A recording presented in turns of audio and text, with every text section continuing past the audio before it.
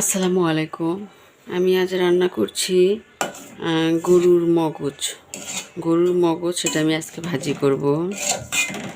এই তো পেঁয়াজটা আমি সুন্দর করে ব্রাউন কালার করে ভেজে নিয়েছি। এর মধ্যে আমি এখন একটু পানি দিব। এতে একটু পানি দিব।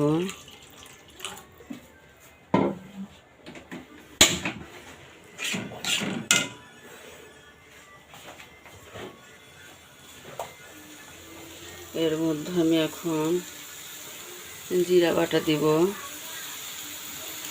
আদা বাটা দিব এবং রসুন বাটা দিব। আর সাদা এলাচ, কালো এলাচ, দারচিনি মশলা বাটা একটু দিব।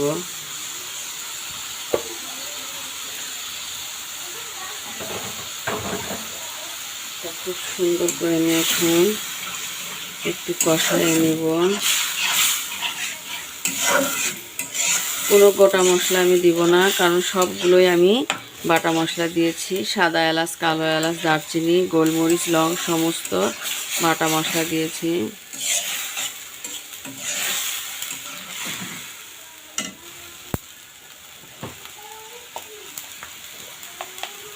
এখন আমি এর ভিতরে সামান্য হলুদ গুঁড়া দিব।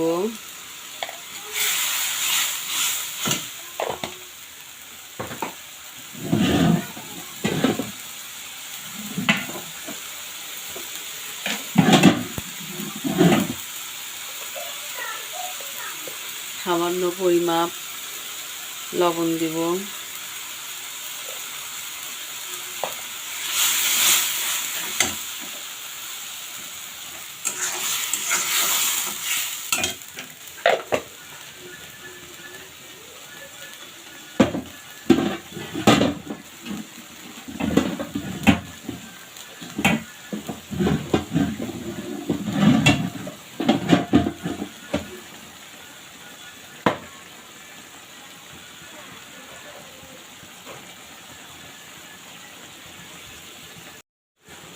এখন আমি একটু মরিচের গুঁড়া দিব।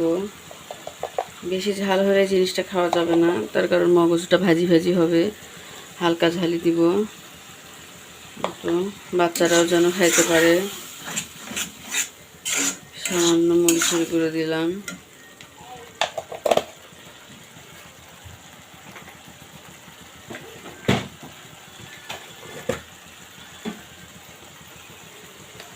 সামান্য ধনিয়া গুঁড়া দিব।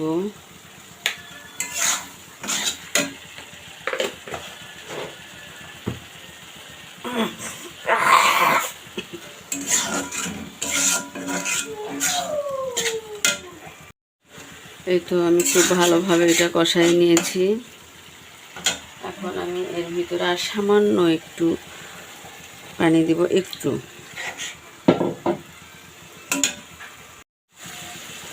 এই তো আমি মগজগুলো ধুয়ে ছোট ছোট করে কেটে রেখেছি। এই মগজগুলো আমি এখন দিয়ে দিব।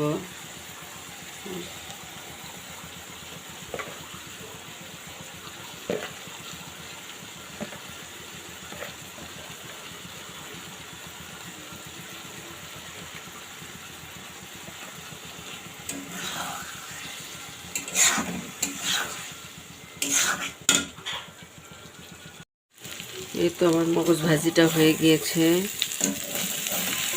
এই তো দেখুন, খুব সুন্দর লাল লাল করে ব্রাউন কালার করে ভেজে নিয়েছি।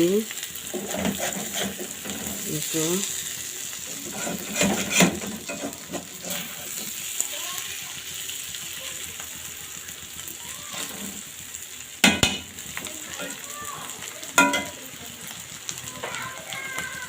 এখন এর ভিতরে আমি একটু জিরার গুঁড়া ছিটিয়ে দিব। ভাজা জিরের গুঁড়োটা সামান্য দিব, তো এইটুকানা ভাজা জিরের গুঁড়া ছিটিয়ে দিলাম।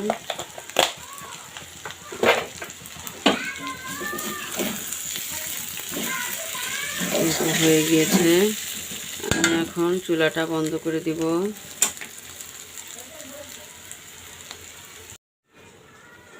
তো হয়ে গিয়েছে, আমি এখন পিরিচে তুলব, পরিবেশন করব। এই তো